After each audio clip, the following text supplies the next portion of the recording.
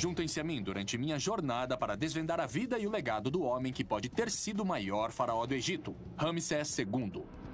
Ele foi o único rei egípcio que ousou se declarar um deus vivo. Suas estátuas enormes, grandes templos e inscrições em hieróglifos estão em toda parte, embora o homem por trás da lenda permaneça um mistério. O que o levou a se tornar o maior faraó do Egito? E como ele fez isso? Para descobrir, eu tentarei trabalhar em uma pedreira antiga, decodificar a propaganda dos faraós e usar a tecnologia para ver como Ramsés reuniu uma riqueza tão incrível. Vamos em busca da verdade. Para trás, amigo! Irei a extremos para isso.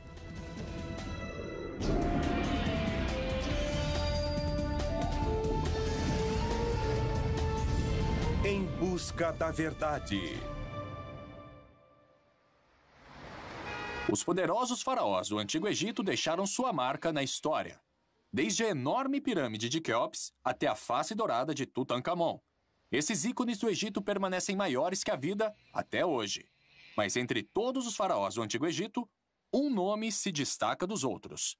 Um rei que ainda hoje é chamado de o maior faraó do Egito.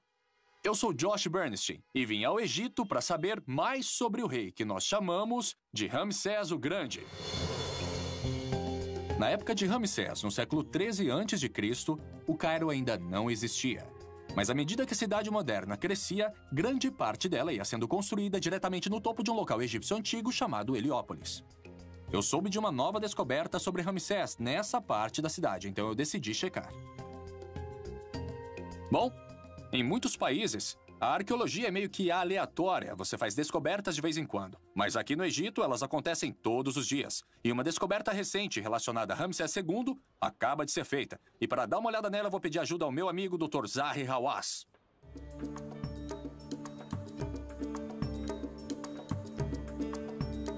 Oi, Josh, como vai? Oi, Zahi. É bom ver você. Como vai? Então agora você está atrás de Ramsés II. Ramsés II, é. Ele foi um rei incrível. Na minha carreira, como arqueólogo, em todos os lugares eu descobri coisas sobre esse homem. Mas o importante sobre esse templo é que, se você quiser me acompanhar... Legal.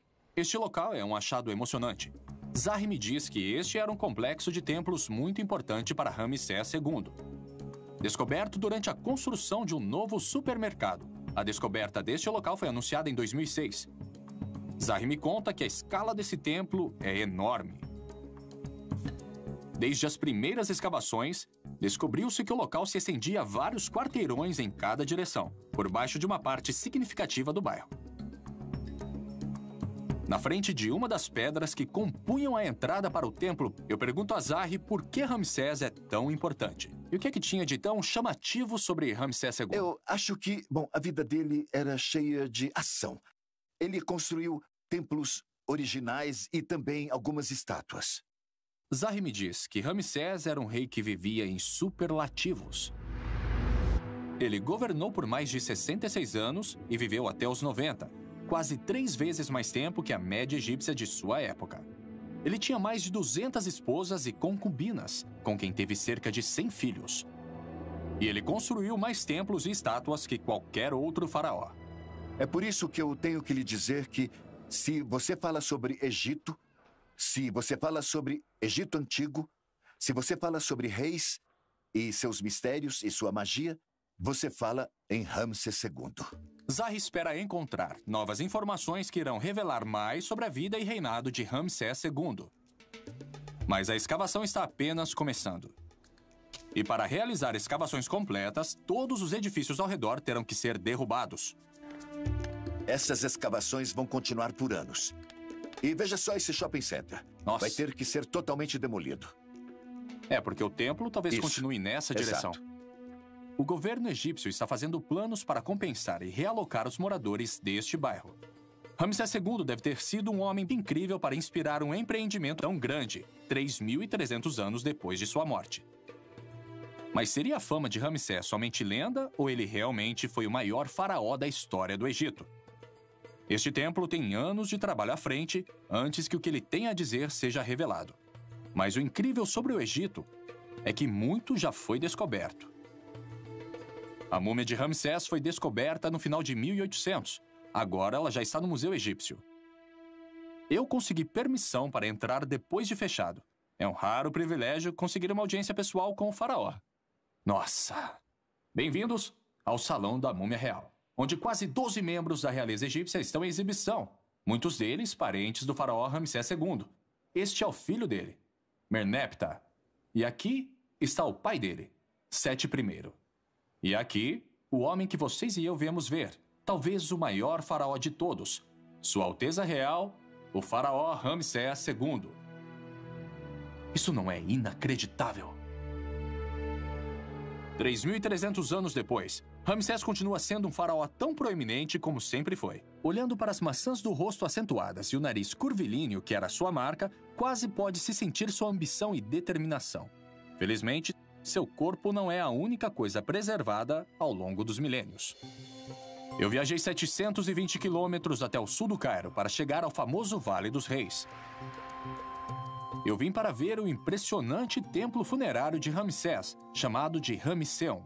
Vou me encontrar com Peter Brand, egiptólogo da Universidade de Memphis, para descobrir o porquê de Ramsés ter ficado conhecido como Grande. Então é isso. Este é o Ramesseum, onde aconteciam os cultos a Ramsés. E todas essas estátuas. Ramsés e Onde você Ramsés. olhar, você vai ver o nome dele estampado em todos os lugares. Peter me explica que o Ramesseum foi originalmente construído como principal templo para Ramsés, aqui no Vale dos Reis.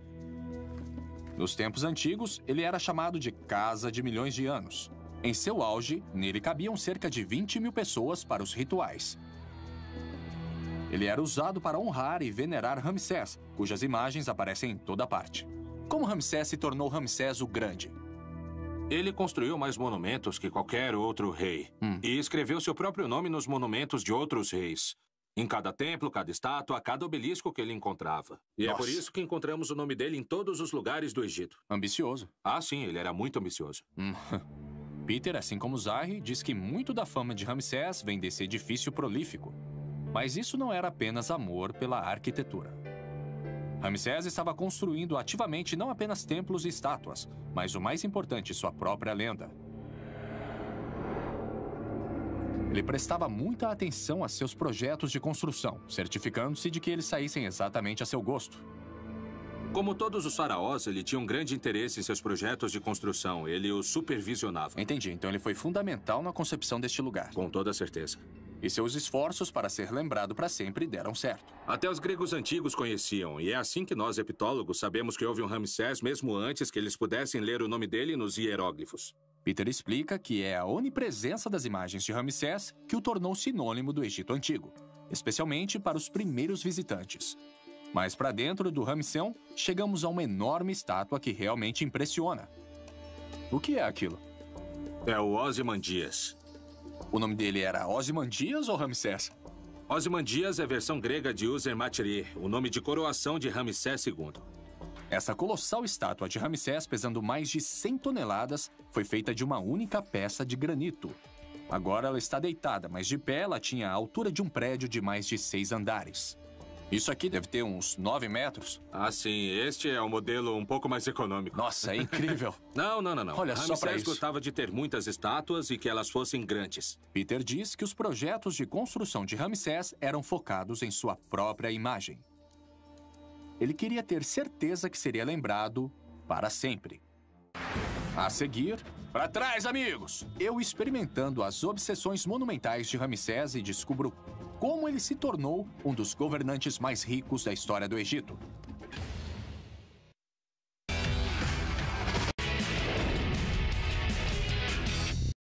Vim para o Egito para saber mais sobre Ramsés II e descobrir se ele realmente foi tão grande quanto sua reputação diz. Eu vi o que restou dele no Museu Egípcio e visitei seu templo pessoal no famoso Vale dos Reis. Agora estou indo para o sul, para a cidade de Assuã e as pedreiras de granito dos faraós, para saber como ele deixou a sua marca. O especialista Danny Roy me encontra na pedreira de Assuã para me mostrar como os artesãos de Ramsés moldaram suas estátuas a partir de blocos de granito sólidos. Como vai? O granito de Assuã foi premiado ao longo dos tempos esse é o lugar. pela sua qualidade e cor. Os faraós obtinham a maior parte do granito aqui para construir as suas grandes estátuas e obeliscos. Então foi daqui que Ramsés tirou as pedras. É isso mesmo. E uma grande parte delas. Danny me leva a uma das esculturas mais impressionantes de todo o Egito. Só que ela nunca foi terminada. Este obelisco era para ter sido ainda maior que o Ozymandias. Ele tem quase 40 metros de comprimento e devia pesar cerca de 1.300 toneladas. Mas foi abandonado devido a uma falha na pedra que só foi revelada durante o processo de escultura. Eles começaram a escavação. Ramsés não terminou essa, mas o processo de criação teria sido exatamente o mesmo que o de seus outros monumentos. Ai, que pena, eles tiveram todo esse trabalho. É isso mesmo, e você não imagina o trabalho que isso deu. Mas imaginação não é o suficiente para mim. Eu quero descobrir por mim mesmo. Vamos botar para quebrar. Danny me leva a uma pedreira moderna não muito longe do obelisco inacabado.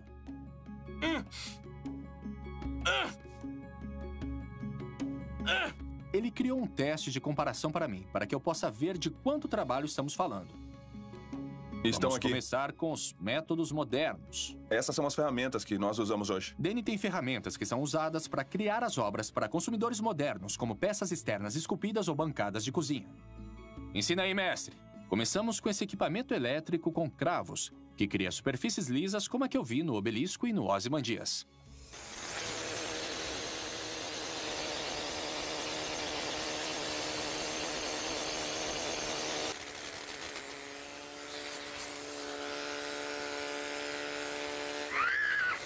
Uau, isso muda mesmo a superfície. É isso aí, ele nivela tudo.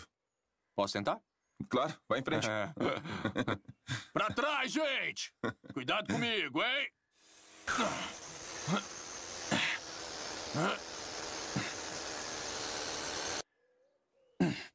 Uau! Nossa! Isso nivela mesmo a superfície, hein? É, nivela mesmo. E facilita muito o trabalho no granito, não é mesmo? Pois é. Então, é claro que Ramsés não tinha compressores de ar e ferramentas como esta aqui. Mas eles tinham bolas de dolerito, que na verdade fazem o mesmo trabalho. Mas é preciso um pouco mais de tempo e mais trabalho. Essa é a única diferença. E mais trabalho é o que o Danny tem em mente. Vamos para a outra parte da pedreira, procurar um pedaço virgem de granito. Isso são bolas de dolerito, um tipo de basalto mais duro que o granito. Elas eram encontradas aqui no local. O que significa que talvez tenham mesmo sido usadas pelas equipes de Ramsés. Os egípcios usavam essas bolas para bombardear o granito, do jeito que fazemos hoje, só que com o martelo. Me mostra como era feito? Ah, eu mostro sim. Eu vou mostrar agora mesmo. Bem aqui embaixo. É isso? Começamos em uma emenda natural da rocha. Os escravos nas pedreiras de Ramsés devem ter procurado fendas como esta para começar a fazer uma estátua colossal ou um obelisco dessa rocha. Depois de 20 minutos difíceis trabalhando com as pesadas bolas de dolerito, conseguimos desgastar apenas alguns centímetros de granito. Ramsés construiu centenas de monumentos, muitos deles pesando centenas de toneladas. Como ele conseguiu construir estátuas como a de Ozymandias usando esses métodos? Ok, quanto tempo demorou? Eu tô aqui tentando trabalhar, mas só tô fazendo besteira. Isso mesmo. Eu acho que o faraó não ia ficar feliz se precisasse de mim para fazer um obelisco, uma esfinge ou qualquer outra coisa poderosa. É isso. Ele não ia ficar nada feliz comigo. Na verdade, Danny me disse que o trabalho foi mais rápido do que ele esperava. O faraó Hatshepsut, da 18ª dinastia, alegou ter construído e erguido um obelisco em apenas 7 meses. A resposta, diz Danny, é muita gente. Essas pedreiras ficavam lotadas de centenas de operários, todos trabalhando em uma linha de produção ao longo do mesmo ponto. E devido ao trabalho pesado sob o sol escaldante do Alto Egito, havia um rodízio de equipes durante todo o dia. O que significa que milhares de pessoas trabalharam nas pedreiras do faraó. Como o trabalho de Ramsés II se compara ao de outros faraós?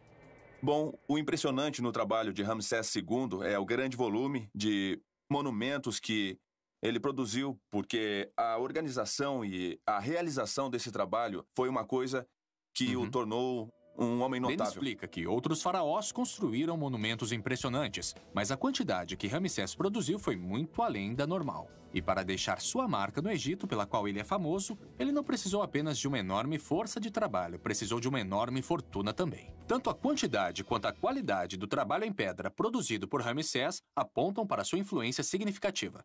Mas de onde sua riqueza e seu poder vieram? Bom, seja durante a Era Faraônica ou a Era Moderna, a economia do Egito tem sido baseada principalmente em uma coisa: o Rio Nilo. Eu decidi verificar o Nilo pessoalmente, pouco abaixo das pedreiras. Estes pescadores locais fizeram a gentileza de me emprestar seu barco a remo. Estar na água é um alívio ao calor escaldante das pedreiras. Mas eu não estou remando apenas para fazer exercício. Estou indo para uma ilha no meio do rio. Ela se chama Ilha Elefantina. Ela recebeu este nome porque as rochas ao longo da costa naturalmente se assemelham a uma manada de elefantes. Considerada sagrada para o deus egípcio das inundações, ela tem até uma porta dos fundos. Olá! Oi, tudo bem? Para saber mais sobre a riqueza de Ramsés, vim conversar com Gary Robbins, da Agência Americana de Desenvolvimento Internacional. Prazer em te conhecer. O prazer é todo meu. Ele vai me ajudar a descobrir como Ramsés conseguiu os recursos de que precisava para sustentar seu programa de construções. O túnel onde estamos era uma importante ferramenta chamada de nilômetro. Ele media os níveis das enchentes à medida que as águas cruzavam a tradicional fronteira do Egito aqui em Assuã. Gary explica que a prosperidade do Egito dependia da inundação regular do Nilo. Os sedimentos transportados da cabeceira do rio na Etiópia reabasteciam os campos agrícolas todos os anos, sempre que o rio transbordava. Ah, então eles usavam essas marcas aqui para medir o nível de água em diferentes épocas do ano. Sim, eles mediam quando as enchentes começavam e assim conseguiam determinar o tamanho dessas enchentes. Gary me diz que a água pode subir até 11 metros, deixando para trás toneladas de um solo novo Não, e sem fértil problema, quando você pode recua. ver aqui na escadaria. O nilômetro permitiu que Olha os só. egípcios tivessem precisão em como seria a produtividade das Aqui tem outra estações marca. todos os anos. E a variação entre bons e maus anos era enorme. Uma diferença de apenas alguns centímetros na altura das enchentes distribuídas ao longo do comprimento do Nilo significava uma diferença de dezenas de milhares de acres de terras cultiváveis. Ramsés reinou em uma época de muita abundância e conseguiu ter uma boa produção nos campos durante o seu império. Ele estava De bem acordo além com do seu Gary, tempo. Ramsés foi abençoado com um Sim, longo período de Ramsés foi enchentes completamente durante seu fora do reinado. seu tempo, E porque ele usando o pensava em nilômetro para coisas que medir os ninguém níveis das pensava. enchentes, Ramsés também tinha um sistema de tributação muito preciso. E quando eles viram que poderiam usar isso para definir as taxas de impostos para o ano, eles definiram que se fosse um ano muito bom para a produção de colheita, eles poderiam tributar em até 20%. E se o ano fosse de seca ou de inundações, eles reduziriam as taxas para 10% a 15%. Mais enchentes, melhores colheitas, impostos mais altos. Exatamente, era um sistema muito progressista. Com sua receita fiscal com base em excelentes enchentes, Ramsés teria tido muito dinheiro fluindo para sua tesouraria. Mas Gary diz que havia mais no controle da agricultura de Ramsés do que apenas um sistema fiscal eficiente. Ele também se beneficiou das inovações que revolucionariam a abundância do Rio Nilo. A seguir, eu experimento algumas técnicas de irrigação antigas e caço escaravelhos para provar ainda mais a extensão da riqueza de Ramsés.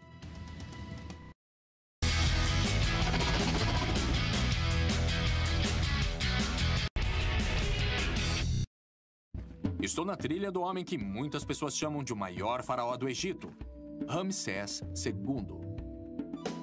Para descobrir como ele se tornou tão importante, eu visitei o recém-descoberto templo no coração do Cairo e conheci a grandiosidade de uma das obras-primas do Egito no Vale dos Reis. Em Assuã, eu examinei o nilômetro e descobri como as enchentes regulares impulsionavam a economia do Egito. Agora estou indo em direção ao Vale do Nilo para descobrir como Ramsés transformou toda aquela água em riqueza. Gary Robbins, da Agência Americana para o Desenvolvimento Internacional, me trouxe a uma plantação fora de Assuã. Gary diz que, de certa forma, a vida nos campos no Alto Egito não mudou muito com o passar dos séculos. Os fazendeiros ainda vivem da terra aqui. A tecnologia apresentada milhares de anos atrás ainda é usada hoje, como essa roda d'água movida à força animal. Enquanto andamos pelos campos, Gary me diz que a importância das inundações do Nilo para a civilização egípcia não podem ser tidas como exageradas.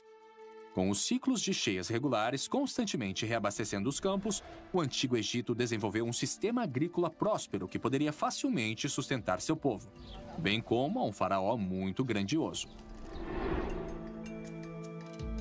Durante a época das cheias no final do verão, estes campos teriam sido inundados por vários metros de água. Os egípcios criaram bacias através da construção de sapatas em torno de seus terrenos com lama, permitindo que o solo ficasse saturado com água rica em sedimentos. Depois que a água baixava, eles plantavam no solo recém-rejuvenescido. Exatamente, a água entrava por aqui, inundava os campos, ela ensopava o solo saturado, e aí eles abriam as portas da eclusa e drenavam a água e depois plantavam. Então, quando o campo aqui ficava inundado, o que é que os fazendeiros faziam? Bom, sem poder trabalhar nos campos, eles ofereciam seu trabalho como parte do imposto. Aí os projetos de construção aconteciam. Isso aí, era exatamente quando acontecia. O sistema agrícola era perfeitamente adequado às necessidades de Ramsés. Os agricultores que nessa época não podiam trabalhar nos campos ficavam livres para se dedicar aos projetos de construção, o que satisfazia parte de suas obrigações fiscais. Aí, quando as águas recuavam, eles voltavam para plantar as suas colheitas. Mas como eles irrigavam as plantações quando o Nilo retrocedia? Foi durante o Império Novo, eles introduziram uma nova tecnologia chamada Shaduf, que lhes permitiu elevar a água do rio até onde as plantações estavam. Isso foi no tempo em que Ramsés viveu? Foi durante o Império Novo, durante a época de Ramsés. E que tipo de engenhoca era essa que conseguia puxar a água para cima? Olha, eu vou te levar para conhecer uma delas e ver se você consegue trabalhar com ela. Vamos dar uma olhada? Vamos lá. Gary explica que as inovações mais básicas podem levar às maiores mudanças. Uau! A introdução de um simples Shaduf permitiu que os egípcios utilizassem a água sem recorrer somente às enchentes. Uma revolução agrícola da qual Ramsés tirou total vantagem. Basicamente, isso aqui é um contrapeso, que ajuda a fazer a água subir. Isso mesmo, tem um balde cheio com lama em um dos lados para fazer o contrapeso.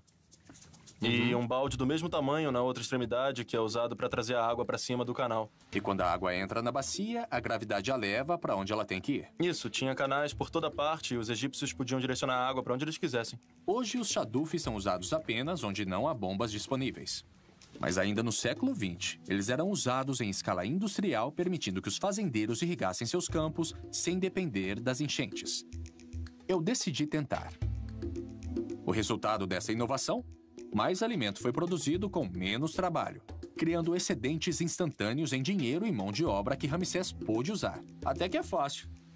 E dada a facilidade de uso, as pessoas na época de Ramsés eram autossuficientes. Eu tô vendo como isso beneficiou os agricultores, mas como beneficiou o faraó? Porque a irrigação era gerida pela administração local. E o faraó não tinha que colocar seus homens, ou então seu dinheiro na manutenção do sistema.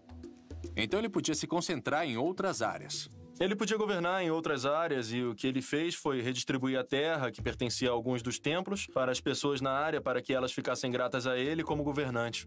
Ah, muito inteligente esse Ramsés. Eu acho que eu já tô dominando o Shaduf, sabe? Você tá fazendo um ótimo trabalho aí. Obrigado. Posso ajudar? Eu vou parar um pouquinho, sim. Então, a economia egípcia durante o reinado de Ramsés estava florescendo. Enchentes excelentes e inovações tecnológicas recentes significaram que ele reinou durante uma época de abundância. Arrecadações fiscais mais altas e um povo mais próspero com menos dependência do governo deram a Ramsés os recursos de que ele precisava para se dedicar a seus projetos particulares. Mas como vamos saber se Ramsés realmente viveu durante uma época de enchentes constantes? Fora os registros antigos, será que há outra maneira de verificar se ele realmente se beneficiou de condições ideais de cultivo ano após ano? Eu conheço a pessoa certa para me ajudar a responder esta pergunta. O Dr. Miroslav Barta, do Instituto Arqueológico Tcheco, tem um método exclusivo de monitoramento das condições ambientais do Antigo Egito. Nós voltamos ao Cairo para seu local de escavação em Abusir, perto das pirâmides de Saqqara. Fica à direita, às margens da planície inundada do Nilo, onde as exuberantes terras agrícolas regadas pelo rio se encontram com as areias do deserto. O que é que nós temos aqui? Um muro. É um muro simples, mas não tão simples nesse caso específico. Ele me diz que estes tijolos de barro têm mais de 4.500 anos. Ao olhar para a palha que ainda está presa na lama seca, ele consegue determinar como eram as condições ambientais quando os tijolos foram feitos. Então, esses tijolos de lama são cápsulas do tempo ambientais. Exato.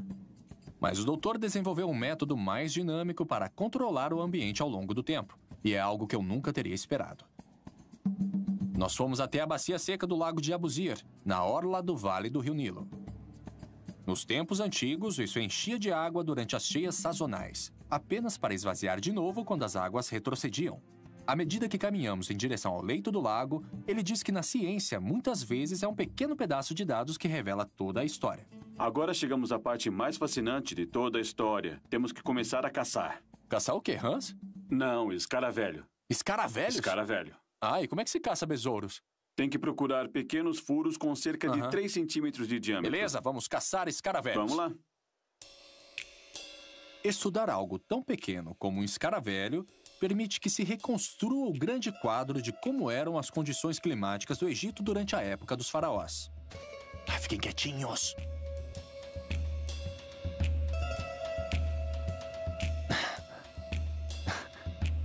Nada. Nada ainda. Eu achei uma. Ah, é? É. Olha, é uma abertura típica de um buraco de escaravelho. Tem alguma coisa se movendo.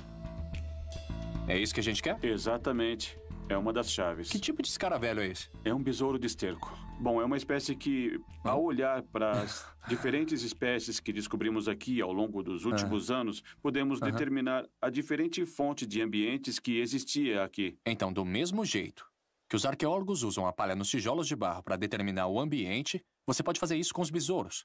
Sim, mas para mostrar os detalhes, temos que voltar para o nosso laboratório. Ok, vou pôr ele de volta. E vamos para o laboratório. Adeus, amigão.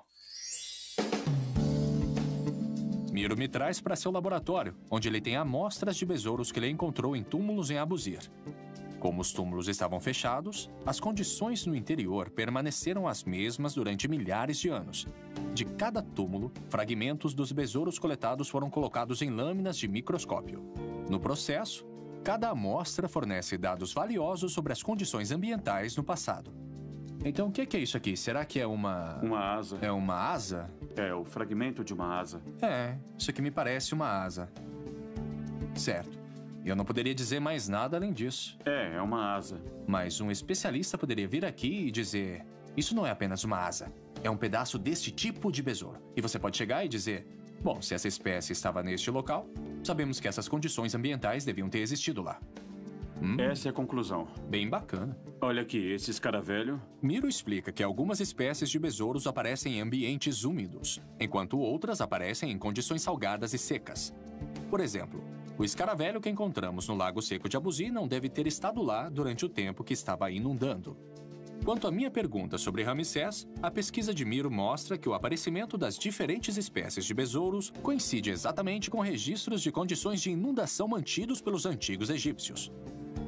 A ciência está apoiando a história dos faraós. Ela também dá total apoio à posição de Gary de que as excelentes condições de inundação fizeram de Ramsés um rei muito rico. E essa riqueza lhe deu recursos, tanto em dinheiro quanto em trabalho, para se tornar um faraó lendário e para ser lembrado para sempre. Mas agora que eu consegui descobrir como ele fez isso, minha próxima pergunta é por quê? O que motivou Ramsés II a se tornar o maior faraó de todos os tempos? Uau! Isso aí é muito ousado, hein?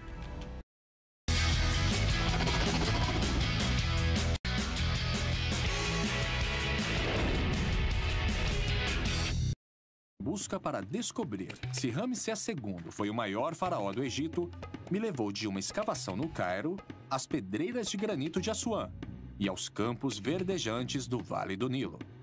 Eu descobri como ele construiu centenas de monumentos em todo o país e, com a ajuda de alguns besouros e um chadufe, descobri como Ramsés usou as inundações do Nilo para acumular uma grande riqueza. Mas o que levou Ramsés a uma ambição aparentemente interminável? Eu viajei para a cidade de Abidos, 480 quilômetros ao sul do Cairo, no meio do país. Nos tempos antigos, este foi um dos locais mais sagrados do Egito. É onde fica o templo, construído pelo pai de Ramsés, Sete I, que nos dá algumas pistas muito interessantes, como, por exemplo, o que pode ter motivado Ramsés a deixar um legado tão grande. Me encontrei de novo com Peter Brand, da Universidade de Memphis, que me mostra o local. Ok. Como se constatou, a dinastia de Ramsés tem uma história anterior que poderia ter sido escrita por Shakespeare. A única coisa que você precisa entender sobre a 19ª dinastia é que eles não tinham sangue real. Eles eram uma família de militares que chegou ao trono com o pai de Sete. Peter me diz que Ramsés e seu pai Sete nasceram plebeus. Sua jovem dinastia chegou ao trono pelos militares, não pelo palácio ou pelo templo. Como chefe de uma nova família de governantes que não tinha a posição instantânea de sangue real, Sete teve muito a provar. Para mostrar que era um faraó legítimo, Sete embarcou em um enorme programa de construções, que mais tarde Ramsés levaria ao extremo. Então Sete está se colocando com os deuses aqui para reforçar a sua própria imagem. O objetivo é mostrar que Sete era um rei legítimo, que ele prestava um serviço para os deuses e que construía monumentos, que por sua vez o estavam confirmando como um rei adequado para o Egito. E Sete estava preparando Ramsés para seguir diretamente os seus passos. Ele o levou a expedições militares e o treinou com táticas e estratégias e fez dele um general no comando de suas próprias divisões, enquanto ele ainda era apenas um adolescente. Uau! Este cômodo tem um relevo que mostra Sete fazendo um ritual e prestando homenagem a todos os reis legítimos do Egito antes dele, até o mítico fundador da civilização egípcia. O interessante é que Sete fez questão de inserir Ramsés no relevo, dando a seu filho um estado nunca antes concedido a um príncipe.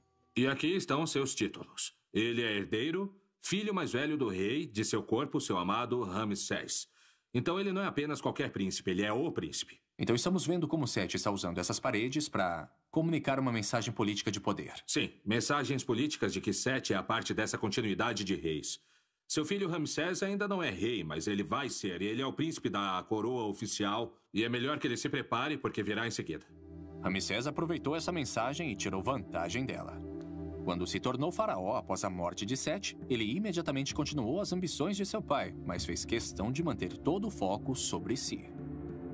Em uma parede exterior do templo, Peter me mostra uma enorme inscrição onde Ramsés começou o processo de construção de seu próprio culto. Então o que vimos lá dentro foi Sete contando a história. Ele está aqui do lado de fora, mas agora é Ramsés quem está contando. Sim, foi exatamente isso que aconteceu.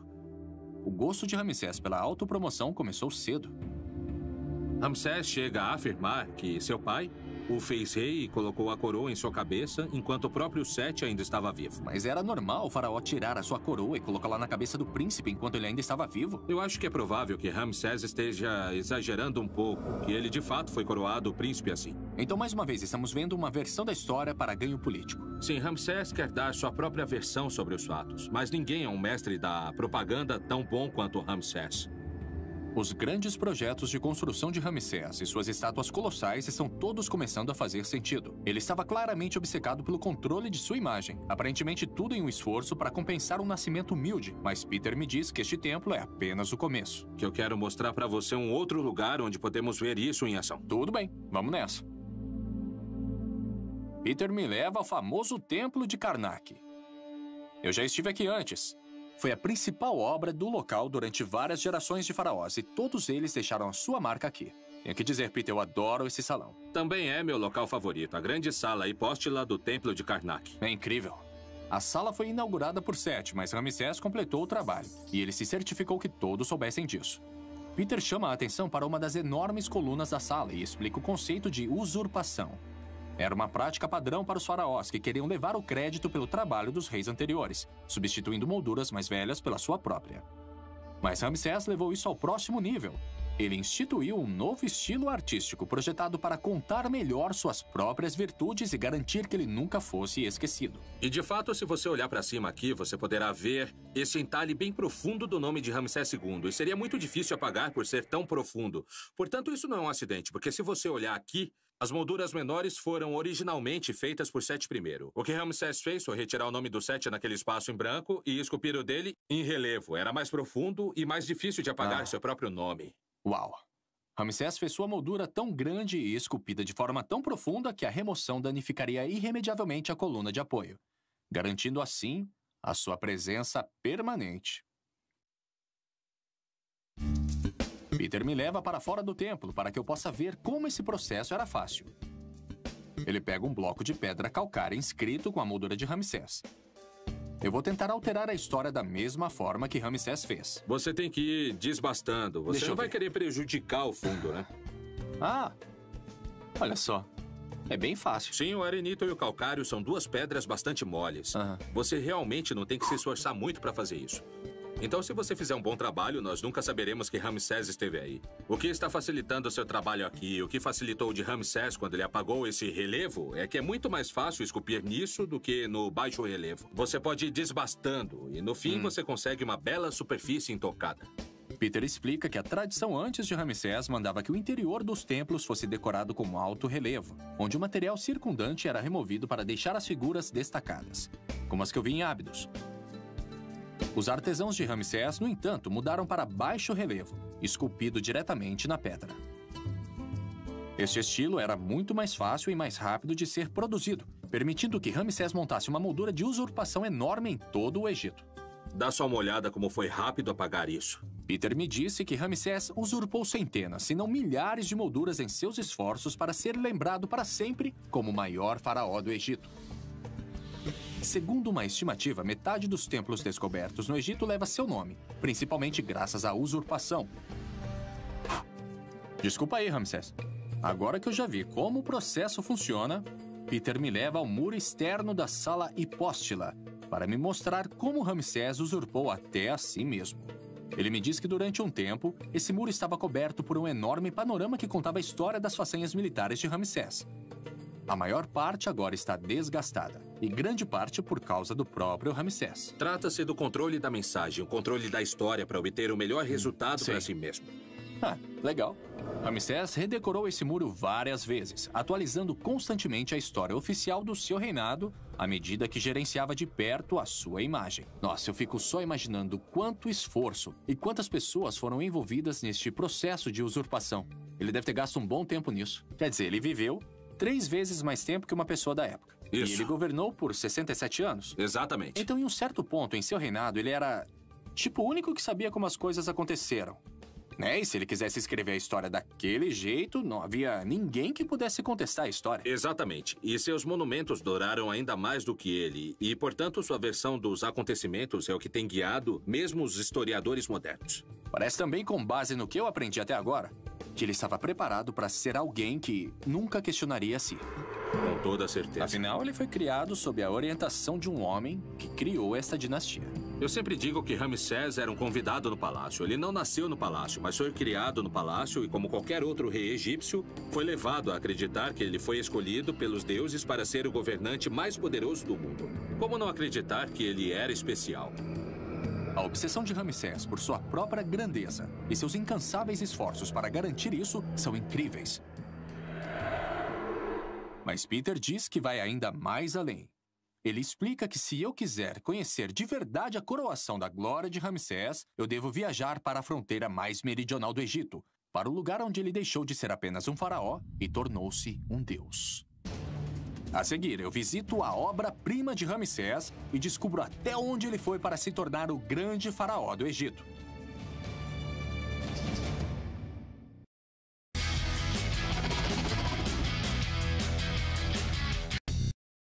Eu estive investigando como Ramsés II ficou conhecido como Grande Faraó do Egito. Eu descobri que ele governou por quase 70 anos e que era conhecido em toda a antiguidade pela construção de templos e colossos que inspiram admiração até hoje. Ao longo das margens do Nilo, eu examinei como ele usou as novas tecnologias e a natureza para maximizar a abundância agrícola dada pelo rio. Em Ábidos, eu descobri que a educação de Ramsés e o lugar de sua dinastia na história obrigaram-no a superar as conquistas de todos os outros faraós antes dele. E no famoso templo de Karnak, eu vi como a pura força de vontade fez isso acontecer. Agora estou indo em direção ao desolado sul do país, a apenas 48 quilômetros da fronteira com o Sudão, para conhecer a mais grandiosa obra-prima de Ramsés e descobrir o que fez dele o maior faraó de todos. Essa região não recebe muita atenção hoje em dia, mas durante a época de Ramsés, esta província foi parte integrante de seu sucesso. Por isso ele decidiu fazer aqui sua declaração política final, construindo o que muitos acreditam ser a sua obra-prima. Este é o templo de Abu Simbel. É o lugar onde se concentram todas as ambições de Ramsés. Uma expressão de seu ego em pedra. A doutora Melinda Hartwig, da Universidade Americana no Cairo, concordou em me encontrar aqui para me mostrar o local. Então é isso. É isso. Isso aqui é demais. Este é Abu Simbel. E nós estamos olhando para 4 estátuas colossais de Ramsés II. É incrível. Não é incrível? Este magnífico templo foi esculpido diretamente na encosta da montanha, estendendo-se profundamente na face da rocha. 4 estátuas colossais de Ramsés emolduram a entrada, cada uma com 20 metros de altura. É um espetáculo inesquecível. É difícil imaginar alguém vendo Abu Simbel e não acreditando que seu construtor foi um dos maiores reis que o mundo já conheceu.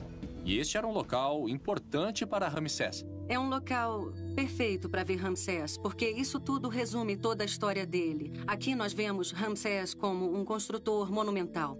Vemos Ramsés como um homem de família. E ainda mais adiante veremos a Batalha de Kadesh, que o mostra como um poderoso guerreiro. Vamos até lá? Vamos lá.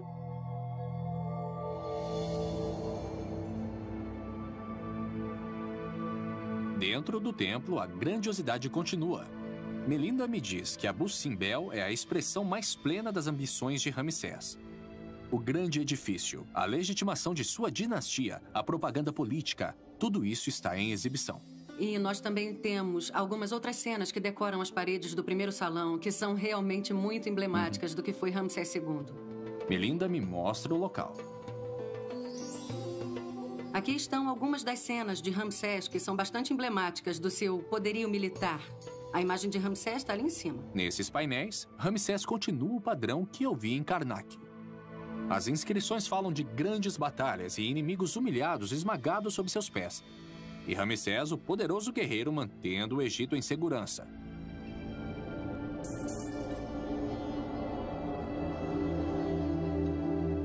Logo abaixo das cenas de sua destreza militar, ele continua os padrões que seu pai, Sete I, exibiu em Ábidos. Ramsés enumera vários de seus filhos, com títulos honoríficos, como seu pai fez antes dele. Ramsés apresenta seus descendentes aos olhos do povo e do sacerdócio como seus herdeiros legítimos, posicionando-os para continuar o domínio da dinastia. Então lá fora vemos Ramsés, o faraó, e aqui Ramsés, o guerreiro. Com toda certeza. Até agora, o que Melinda me mostrou é a continuação da máquina de propaganda de Ramsés. O local para onde ela me leva em seguida, porém, Vamos coloca para o povo, na Ramsés parte de sob trás uma do nova templo. luz. Para ser exato, a luz divina. Este é o ponto final do templo. Entramos em uma alcova, na parte de trás do templo. Estátuas dos principais deuses do Egito estão sentadas em uma fila para serem adoradas. Nós temos, a partir da esquerda, o deus Tá, depois Amun, e em seguida, na extrema direita, temos Hauracti. Mas se você observar a figura que está inserida entre Amun e Hauracti, é Ramsés II. Uau! Então Ramsés se inseriu no panteão dos deuses enquanto ele ainda estava vivo. É parte do plano que ele começou a desenvolver para divinizar a si mesmo e, em seguida, mostrar-se neste templo. Melinda explica que este ato foi o comunicado final de Ramsés. Durante milhares de anos, a religião egípcia ensinou que os faraós tornavam-se deuses depois que morriam. Mas aqui em Abu Simbel, Ramsés estava reivindicando ter feito essa transição enquanto ainda estava vivo. Ele estava chamando a si mesmo de um deus vivo. Talvez em um determinado ponto em sua vida ou em seu reinado, ele tenha feito essa transição em sua cabeça, tipo, eu sei que eu nasci, um ser humano, mas agora, eu sou um deus. Talvez ele acreditasse em seu próprio mito. E você acha que as pessoas estavam dispostas a fazer isso por Ramsés porque ele tinha tido um grande reinado e ele reinou por tanto tempo, o Nilo fornecia abundância a cada ano, eles tinham comida e todo mundo estava feliz, ele construía por toda parte e em um determinado ponto as pessoas disseram, ele é um deus, ele é tão bom, por que ele não seria um deus? Ele realmente foi o maior governante da época. Zahi Hawass me disse que Ramsés II é o mistério e a glória do Antigo Egito.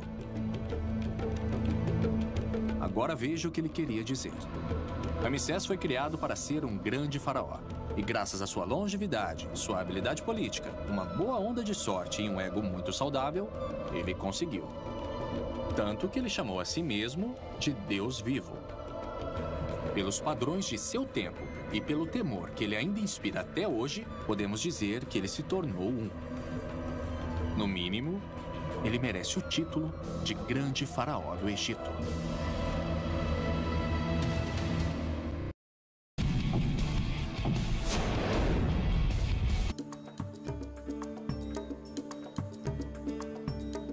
Oi, Josh, como vai? Oi, Zahi. É bom ver você. Como vai? Então agora você está atrás de Ramsés II. Ramsés II, é. Ele foi um rei incrível. Na minha carreira, como arqueólogo, em todos os lugares eu descobri coisas sobre esse homem. Mas o importante sobre esse templo é que, se você quiser me acompanhar... Legal. Este local é um achado emocionante. Zahi me diz que este era um complexo de templos muito importante para Ramsés II. Descoberto durante a construção de um novo supermercado. A descoberta deste local foi anunciada em 2006. Zahi me conta que a escala desse templo é enorme. Desde as primeiras escavações, descobriu-se que o local se estendia a vários quarteirões em cada direção, por baixo de uma parte significativa do bairro. Na frente de uma das pedras que compunham a entrada para o templo, eu pergunto a Zahi por que Ramsés é tão importante. E o que é que tinha de tão chamativo sobre Ramsés II? Eu acho que, bom, a vida dele era cheia de ação. Ele construiu templos originais e também algumas estátuas.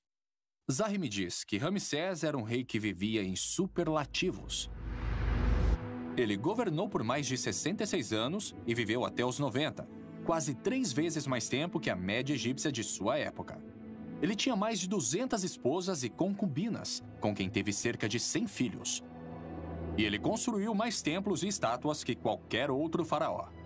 É por isso que eu tenho que lhe dizer que, se você fala sobre Egito, se você fala sobre Egito Antigo, se você fala sobre reis e seus mistérios e sua magia, você fala em Ramsés II. Zahi espera encontrar novas informações que irão revelar mais sobre a vida e reinado de Ramsés II. Mas a escavação está apenas começando. E para realizar escavações completas, todos os edifícios ao redor terão que ser derrubados. Essas escavações vão continuar por anos. E veja só esse shopping center. Nossa. Vai ter que ser totalmente demolido. É, porque o templo talvez continue nessa direção. Exato. O governo egípcio está fazendo planos para compensar e realocar os moradores deste bairro. Ramsés II deve ter sido um homem incrível para inspirar um empreendimento tão grande, 3.300 anos depois de sua morte. Mas seria a fama de Ramsés somente lenda ou ele realmente foi o maior faraó da história do Egito? Este templo tem anos de trabalho à frente antes que o que ele tem a dizer seja revelado. Mas o incrível sobre o Egito é que muito já foi descoberto. A múmia de Ramsés foi descoberta no final de 1800. Agora ela já está no Museu Egípcio. Eu consegui permissão para entrar depois de fechado. É um raro privilégio conseguir uma audiência pessoal com o faraó. Nossa, laboratório, onde ele tem amostras de besouros que ele encontrou em túmulos em Abusir. Como os túmulos estavam fechados, as condições no interior permaneceram as mesmas durante milhares de anos. De cada túmulo, fragmentos dos besouros coletados foram colocados em lâminas de microscópio. No processo, cada amostra fornece dados valiosos sobre as condições ambientais no passado. Então, o que é isso aqui? Será que é uma... Uma asa. É uma asa? É, o fragmento de uma asa. É, isso aqui me parece uma asa. Certo. Eu não poderia dizer mais nada além disso. É uma asa. Mas um especialista poderia vir aqui e dizer: isso não é apenas uma asa, é um pedaço deste tipo de besouro. E você pode chegar e dizer: bom, se essa espécie estava neste local, sabemos que essas condições ambientais deviam ter existido lá. Essa é a conclusão. Bem bacana. Olha aqui, esse escaravelho... Miro explica que algumas espécies de besouros aparecem em ambientes úmidos, enquanto outras aparecem em condições salgadas e secas. Por exemplo, o escaravelho que encontramos no Lago Seco de Abusir não deve ter estado lá durante o tempo que estava inundando. Quanto à minha pergunta sobre Ramsés, a pesquisa de Miro mostra que o aparecimento das diferentes espécies de besouros coincide exatamente com registros de condições de inundação mantidos pelos antigos egípcios. A ciência está apoiando a história dos faraós. Ela também dá total apoio à posição de Gary de que as excelentes condições de inundação fizeram de Ramsés um rei muito rico. E essa riqueza lhe deu recursos, tanto em dinheiro quanto em trabalho, para se tornar um faraó lendário e para ser lembrado para sempre. Mas agora que eu consegui descobrir como ele fez isso, minha próxima pergunta é por quê? O que motivou Ramsés II a se tornar o maior faraó de todos os tempos? Uau! Isso aí é muito ousado, hein?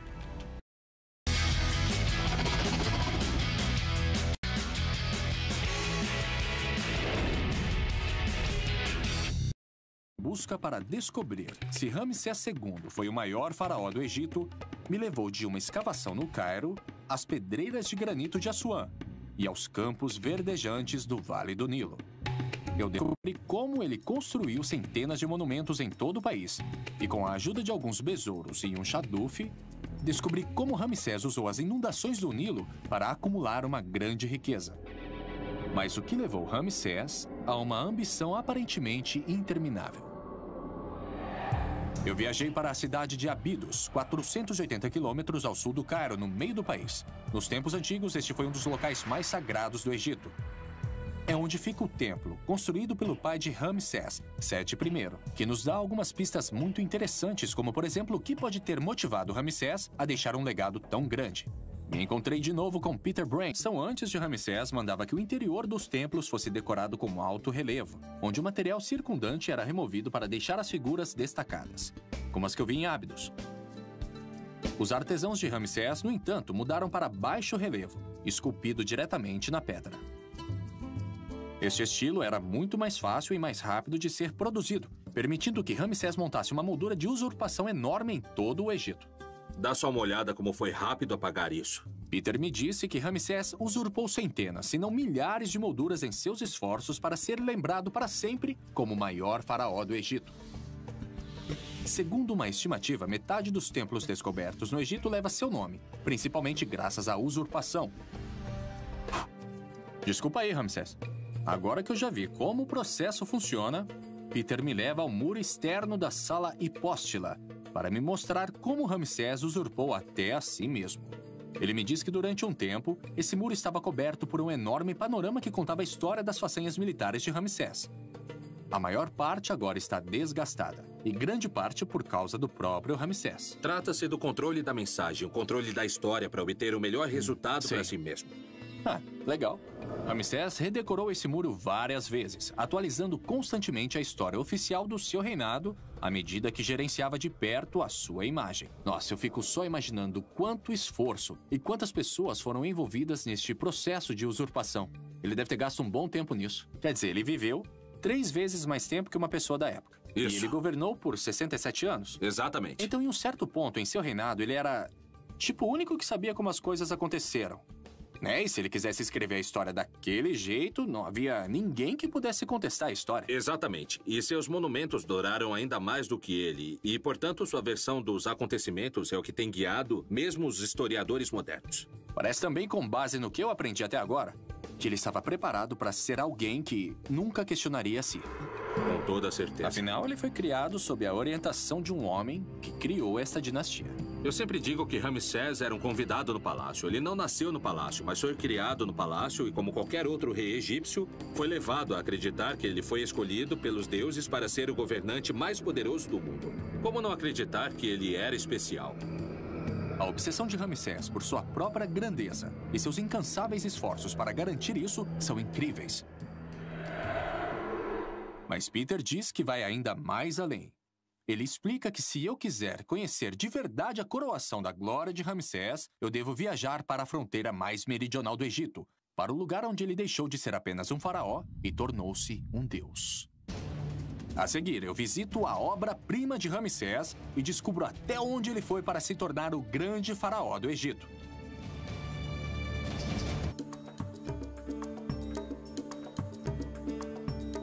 Oi, Josh, como vai? Oi, Zahir. É bom ver você. Como vai? Então agora você está atrás de Ramsés II. Ramsés II, Ele foi um rei incrível. Na minha carreira, como arqueólogo, em todos os lugares eu descobri coisas sobre esse homem. Mas o importante sobre esse templo é que, se você quiser me acompanhar... Legal. Este local é um achado emocionante. Zahir me diz que este era um complexo de templos muito importante para Ramsés II. Descoberto durante a construção de um novo supermercado. A descoberta deste local foi anunciada em 2006. Zahir me conta que a escala desse templo é enorme. Desde as primeiras escavações, descobriu-se que o local se estendia a vários quarteirões em cada direção, por baixo de uma parte significativa do bairro. Na frente de uma das pedras que compunham a entrada para o templo, eu pergunto a Zahir por que Ramsés é tão importante. E o que é que tinha de tão chamativo sobre Ramsés II? Eu acho que, bom, a vida dele era cheia de ação. Ele construiu templos originais e também algumas estátuas. Zahi me diz que Ramsés era um rei que vivia em superlativos. Ele governou por mais de 66 anos e viveu até os 90, quase 3 vezes mais tempo que a média egípcia de sua época. Ele tinha mais de 200 esposas e concubinas, com quem teve cerca de 100 filhos. E ele construiu mais templos e estátuas que qualquer outro faraó. É por isso que eu tenho que lhe dizer que, se você fala sobre Egito, se você fala sobre Egito Antigo, se você fala sobre reis e seus mistérios e sua magia, você fala em Ramsés II. Zahi espera encontrar novas informações que irão revelar mais sobre a vida e reinado de Ramsés II. Mas a escavação está apenas começando. E para realizar escavações completas, todos os edifícios ao redor terão que ser derrubados. Essas escavações vão continuar por anos. E veja só esse shopping center. Nossa. Vai ter que ser totalmente demolido. É, porque o templo talvez continue nessa direção. Exato. O governo egípcio está fazendo planos para compensar e realocar os moradores deste bairro. Ramsés II deve ter sido um homem incrível para inspirar um empreendimento tão grande, 3.300 anos depois de sua morte. Mas seria a fama de Ramsés somente lenda ou ele realmente foi o maior faraó da história do Egito? Este templo tem anos de trabalho à frente antes que o que ele tem a dizer seja revelado. Mas o incrível sobre o Egito é que muito já foi descoberto. A múmia de Ramsés foi descoberta no final de 1800. Agora ela já está no Museu Egípcio. Eu consegui permissão para entrar depois de fechado. É um raro privilégio conseguir uma audiência pessoal com o faraó. Nossa. E ele de fato foi coroado príncipe assim. Então, mais uma vez, estamos vendo uma versão da história para ganho político. Sim, Ramsés quer dar sua própria versão sobre os fatos. Mas ninguém é um mestre da propaganda tão bom quanto Ramsés. Os grandes projetos de construção de Ramsés e suas estátuas colossais estão todos começando a fazer sentido. Ele estava claramente obcecado pelo controle de sua imagem. Aparentemente tudo em um esforço para compensar um nascimento humilde. Mas Peter me diz que este templo é apenas o começo. Que eu quero mostrar para você um outro lugar onde podemos ver isso em ação. Tudo bem, vamos nessa. Peter me leva ao famoso Templo de Karnak. Eu já estive aqui antes. Foi a principal obra do local durante várias gerações de faraós e todos eles deixaram a sua marca aqui. Tenho que dizer, Peter, eu adoro esse salão. Também é meu local favorito, a grande sala hipóstila do Templo de Karnak. É incrível. A sala foi inaugurada por Sete, mas Ramsés completou o trabalho e ele se certificou que todos soubessem disso. Peter chama a atenção para uma das enormes colunas da sala e explica o conceito de usurpação. Era uma prática padrão para os faraós que queriam levar o crédito pelo trabalho dos reis anteriores, substituindo molduras mais velhas pela sua própria. Mas Ramsés levou isso ao próximo nível. Ele instituiu um novo estilo artístico projetado para contar melhor suas próprias virtudes e garantir que ele nunca fosse esquecido. E de fato, se você olhar para cima aqui, você poderá ver esse entalhe bem profundo do nome de Ramsés II. E seria muito difícil apagar por ser tão profundo. Portanto, isso não é um acidente, porque se você olhar aqui, as molduras menores foram originalmente feitas por Sete I. O que Ramsés fez foi retirar o nome do Sete naquele espaço em branco e esculpir o dele em relevo. Era mais profundo e mais difícil de apagar seu próprio nome. Uau! Ramsés fez sua moldura tão grande e esculpida de forma tão profunda que a remoção danificaria irremediavelmente a coluna de apoio, garantindo assim a sua presença permanente. Peter me leva para fora do templo para que eu possa ver como esse processo era fácil. Ele pega um bloco de pedra calcária inscrito com a moldura de Ramsés. Eu vou tentar alterar a história da mesma forma que Ramsés fez. Você tem que ir desbastando. Você não vai querer prejudicar o fundo, né? Ah, olha só. É bem fácil. Sim, o arenito e o calcário são duas pedras bastante moles. Você realmente não tem que se esforçar muito para fazer isso. Então, se você fizer um bom trabalho, nós nunca saberemos que Ramsés esteve aí. O que está facilitando o seu trabalho aqui, o que facilitou o de Ramsés quando ele apagou esse relevo, é que é muito mais fácil esculpir nisso do que no baixo relevo. Você pode ir desbastando e, no fim, você consegue uma bela superfície intocada. Peter explica que a tradição antes de Ramsés mandava que o interior dos templos fosse decorado com alto relevo, onde o material circundante era removido para deixar as figuras destacadas, como as que eu vi em Ábidos. Os artesãos de Ramsés, no entanto, mudaram para baixo relevo, esculpido diretamente na pedra. Isso mesmo, e você não imagina o trabalho que isso deu. Mas imaginação não é o suficiente para mim. Eu quero descobrir por mim mesmo. Vamos botar pra quebrar. Danny me leva a uma pedreira moderna não muito longe do obelisco inacabado.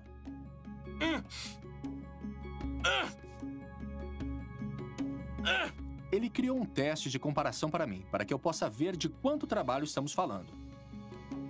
Vamos começar com os métodos modernos. Essas são as ferramentas que nós usamos hoje. Danny tem ferramentas que são usadas para criar as obras para consumidores modernos, como peças externas esculpidas ou bancadas de cozinha. Ensina aí, mestre. Começamos com esse equipamento elétrico com cravos, que cria superfícies lisas como a que eu vi no obelisco e no Ozymandias.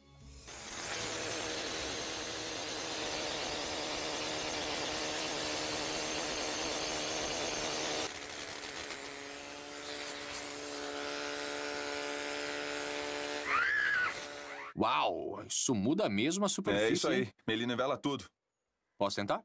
Claro, vai em frente. Pra trás, gente! Cuidado comigo, hein?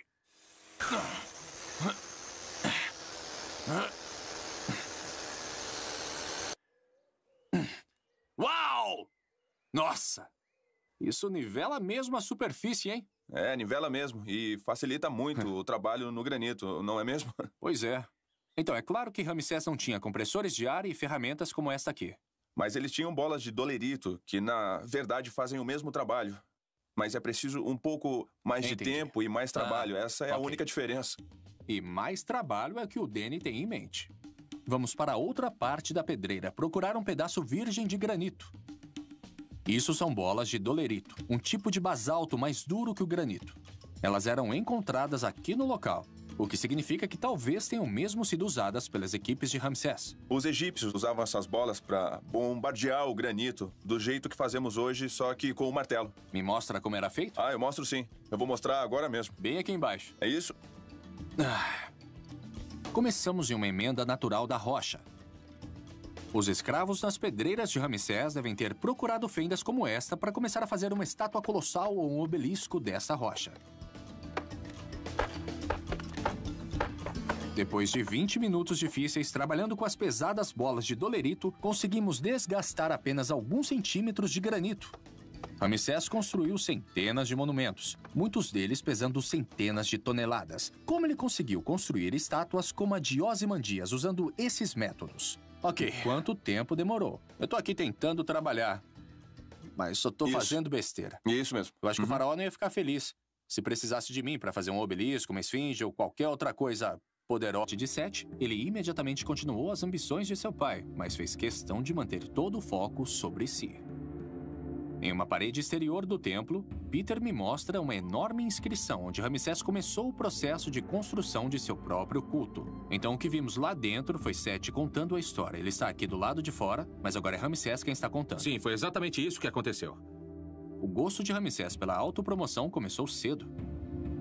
Ramsés chega a afirmar que seu pai o fez rei e colocou a coroa em sua cabeça enquanto o próprio Sete ainda estava vivo. Mas era normal o faraó tirar a sua coroa e colocá-la na cabeça do príncipe enquanto ele ainda estava vivo? Eu acho que é provável que Ramsés esteja exagerando um pouco, que ele de fato foi coroado príncipe assim. Então, mais uma vez, estamos vendo uma versão da história para ganho político. Sim, Ramsés quer dar sua própria versão sobre os fatos, mas ninguém é um mestre da propaganda tão bom quanto Ramsés.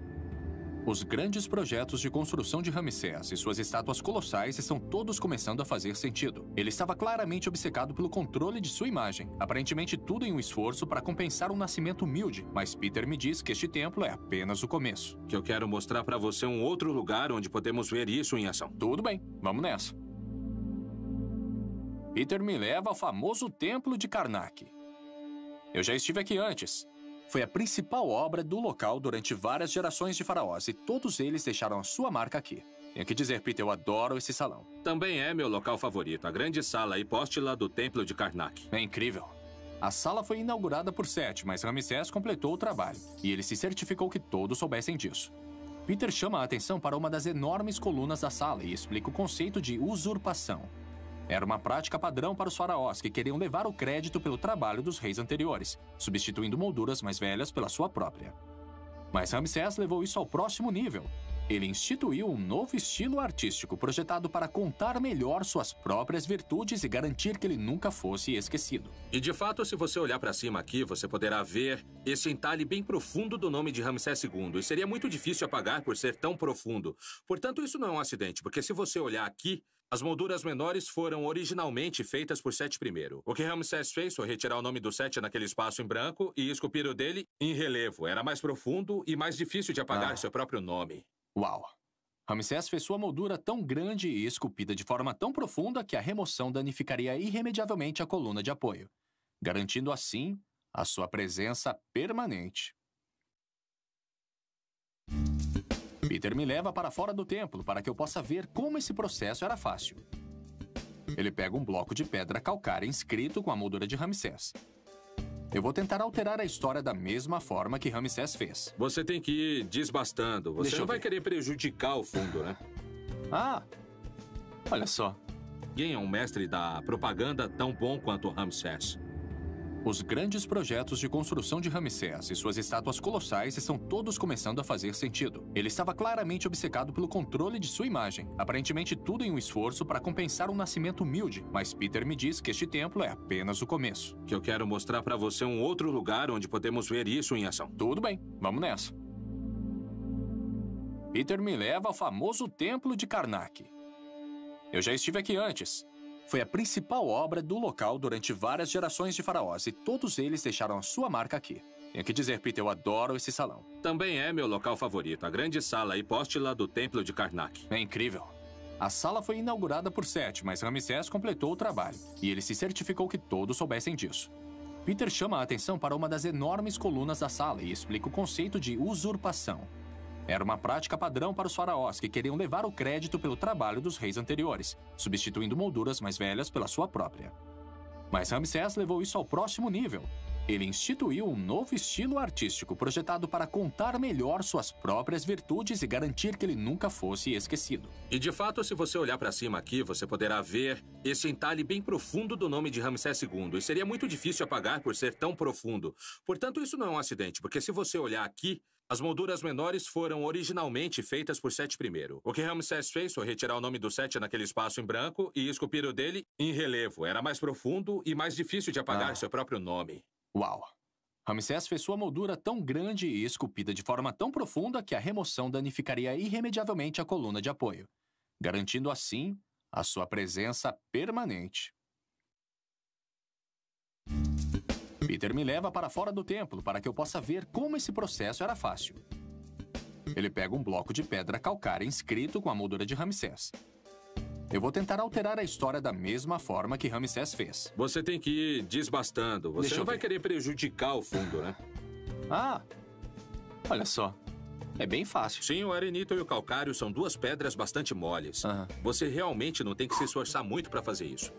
Então, se você fizer um bom trabalho, nós nunca saberemos que Ramsés esteve aí. O que está facilitando o seu trabalho aqui, o que facilitou o de Ramsés quando ele apagou esse relevo, é que é muito mais fácil esculpir nisso do que no baixo relevo. Você pode ir desbastando e, no fim, você consegue uma bela superfície intocada. Peter explica que a tradição antes de Ramsés mandava que o interior dos templos fosse decorado com alto relevo, onde o material circundante era removido para deixar as figuras destacadas, como as que eu vi em Ábidos. Os artesãos de Ramsés, no entanto, mudaram para baixo relevo, esculpido diretamente na pedra. Este estilo era muito mais fácil e mais rápido de ser produzido, permitindo que Ramsés montasse uma moldura de usurpação enorme em todo o Egito.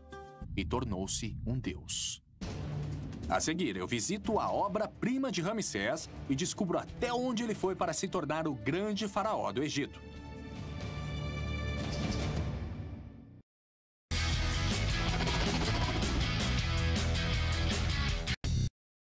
Eu estive investigando como Ramsés II ficou conhecido como o Grande Faraó do Egito.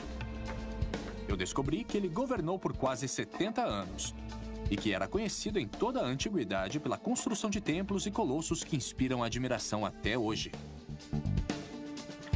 Ao longo das margens do Nilo, eu examinei como ele usou as novas tecnologias e a natureza para maximizar a abundância agrícola dada pelo rio. Em Abydos, eu descobri que a educação de Ramsés e o lugar de sua dinastia na história obrigaram-no a superar as conquistas de todos os outros faraós antes dele. E no famoso templo de Karnak, eu vi como a pura força de vontade fez isso acontecer. Agora estou indo em direção ao desolado sul do país, a apenas 48 quilômetros da fronteira com o Sudão, para conhecer a mais grandiosa obra-prima de Ramsés e descobrir o que fez dele o maior faraó de todos. Essa região não recebe muita atenção hoje em dia, mas durante a época de Ramsés, esta província foi parte integrante de seu sucesso. Por isso ele decidiu fazer aqui sua declaração política final, construindo o que muitos acreditam ser a sua obra-prima. Este é o templo de Abu Simbel. É o lugar onde se concentram todas as ambições de Ramsés. Uma expressão de seu ego em pedra. A doutora Melinda Hartwig, da Universidade Americana no Cairo, concordou em me encontrar aqui para me mostrar o local. Então é isso. É isso. Isso aqui é demais. Este é Abu Simbel. E nós estamos olhando para 4 estátuas colossais de Ramsés II. É incrível. Não é incrível? Este magnífico templo foi esculpido diretamente na encosta da montanha, estendendo-se profundamente na face da rocha. 4 estátuas colossais de Ramsés emolduram a entrada, cada uma com 20 metros de altura. É um espetáculo inesquecível. É difícil imaginar alguém vendo Abu Simbel e não acreditando que seu construtor foi um dos maiores reis que o mundo já conheceu. E este era um local importante para Ramsés. É um local perfeito para ver Ramsés, porque isso tudo resume toda a história dele. Aqui nós vemos Ramsés como um construtor monumental. Vemos Ramsés como um homem de família. E ainda mais adiante veremos a Batalha de Kadesh, que o mostra como um poderoso guerreiro. Vamos até lá? Vamos lá.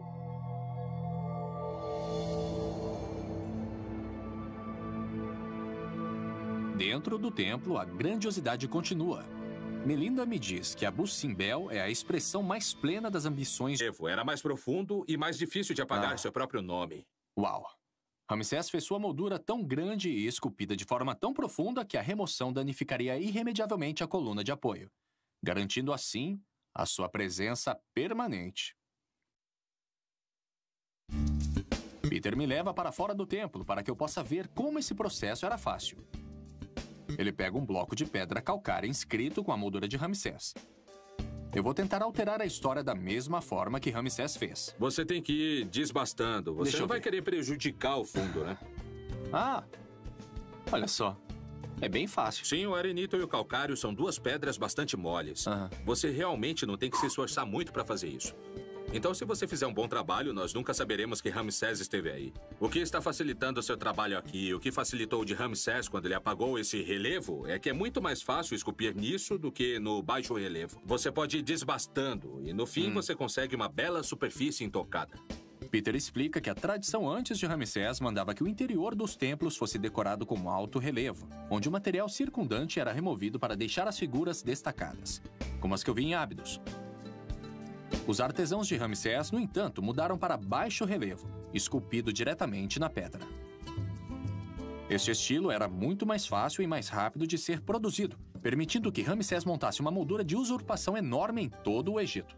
Dá só uma olhada como foi rápido apagar isso. Peter me disse que Ramsés usurpou centenas, se não milhares de molduras em seus esforços para ser lembrado para sempre como o maior faraó do Egito. Segundo uma estimativa, metade dos templos descobertos no Egito leva seu nome, principalmente graças à usurpação. Desculpa aí, Ramsés. Agora que eu já vi como o processo funciona, Peter me leva ao muro externo da sala hipóstila para me mostrar como Ramsés usurpou até a si mesmo. Ele me diz que durante um tempo, esse muro estava coberto por um enorme panorama que contava a história das façanhas militares de Ramsés. A maior parte agora está desgastada, e grande parte por causa do próprio Ramsés. Trata-se do controle da mensagem, o controle da história para obter o melhor resultado para si mesmo. Legal. Ramsés redecorou esse muro várias vezes, atualizando constantemente a história oficial do seu reinado à medida que gerenciava de perto a sua imagem. Nossa, eu fico só imaginando quanto esforço e quantas pessoas foram envolvidas neste processo de usurpação. Ele deve ter gasto um bom tempo nisso. Quer dizer, ele viveu 3 vezes mais tempo que uma pessoa da época. Isso. E ele governou por 67 anos. Exatamente. Então, em um certo ponto em seu reinado, ele era tipo o único que sabia como as coisas aconteceram. Né? E se ele quisesse escrever a história daquele jeito, não havia ninguém que pudesse contestar a história. Exatamente. E seus monumentos duraram ainda mais do que ele. E, portanto, sua versão dos acontecimentos é o que tem guiado mesmo